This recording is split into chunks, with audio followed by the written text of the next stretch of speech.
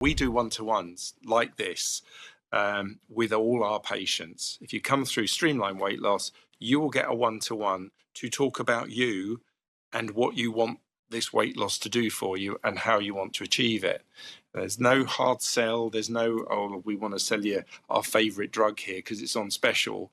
You know, proper doctors don't do special offers. They do the right offer. You know, we'll do what's right for you. But, you know, it's a bit like asking a surgeon to do a cut price operation. Really? Yeah, I'll just do half the operation then. Great. Yeah. Okay. I'll cut a corner. I'll not plumb in one end properly. What are you asking for? It's a bit like taking your car to the garage and saying, don't do the brakes properly. Yeah, or only do two of them. Cheaply. Yeah. Yeah, only do a couple of the brakes, you know. Yeah, no, but I must admit, I've been amazed by the emails I've received from people who have told me stories. I'm thinking, this is just madness. One person, she said to me that she was looking to get surgery in Bulgaria. Her BMI was 24.3 or something, and he told her to go away, put on some weight, come back, and he'd do the surgery.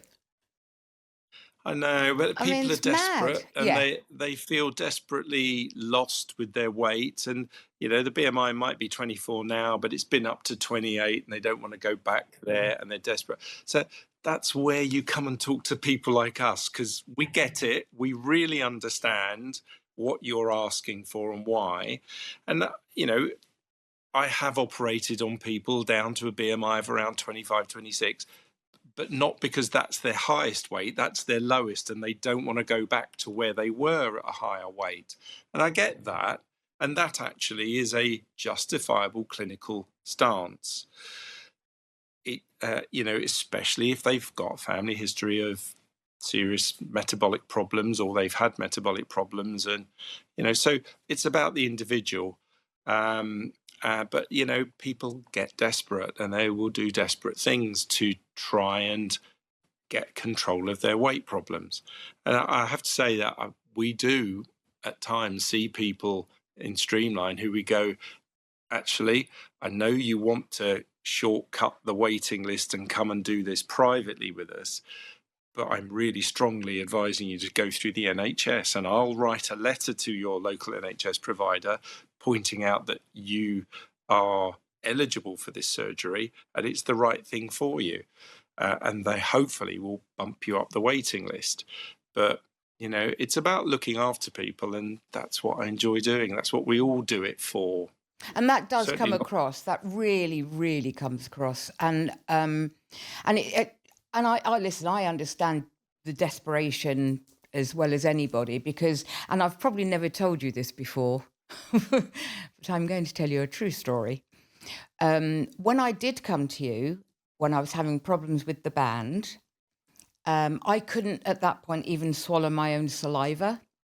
I would become very ill with it.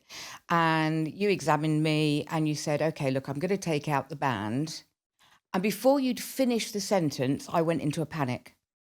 Before you'd said, and I'm going to replace it with, I went into panic mode.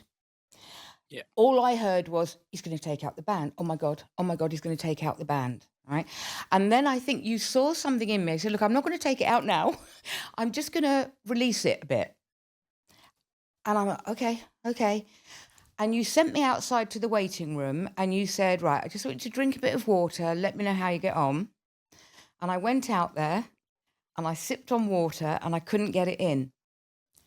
And my head was going, run, get out of here. Just go now. And as I picked up my bag in flight mode, you opened your door and you said to me, you can't get it in, can you?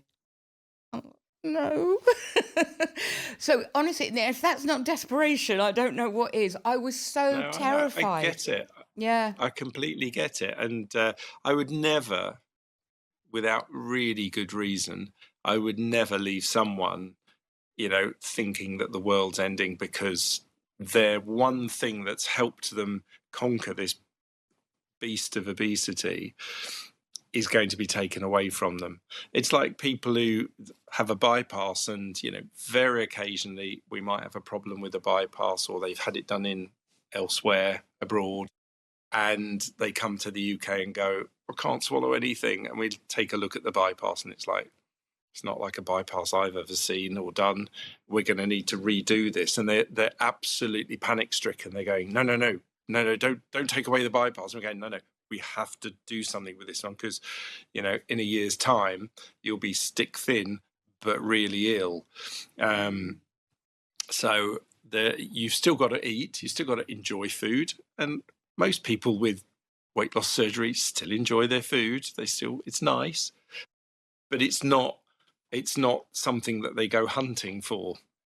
But yeah, it is a very odd thing. We've developed a society, especially with social media and the internet, where perfection is thought to be the norm. And everybody's got to have a perfect body and a perfect shape and a perfect diet and a perfect this. And it's just like, what are we teaching our kids? No. The world ain't like that. And actually being good is good enough. Yeah. It's all you Anyway, need. but anyway, what is the definition of perfect? Well, we don't know. Exactly. Actually. Perfect for one person is not the same perfect for another person. We're striving for something that has no tangible thing to grab onto.